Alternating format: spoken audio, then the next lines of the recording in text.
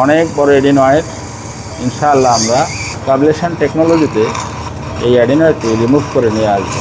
আসসালামু আলাইকুম ওয়া রাহমাতুল্লাহি ওয়া বারাকাতুহু। সম্মানিত দর্শক, ফরিদপুর ভাঙ্গা জেলার 11 বছরের একটি শিশু তার নাক বন্ধ, জন্মের পর থেকেই নাক দিয়ে শ্বাস নিতে পারে না এবং তার ঘুমের সমস্যা হয়।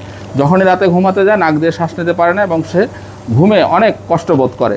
প্রিয় দর্শক, আমরা পরীক্ষা নিরীক্ষা করে দেখেছি যে তার টনসিল এবং এডিনয়েড অনেক বড়।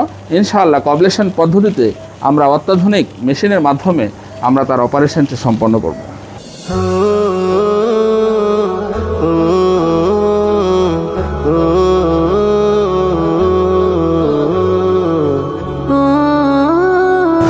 আলহামদুলিল্লাহ, দুটি টনসিল রিমুভ হলো।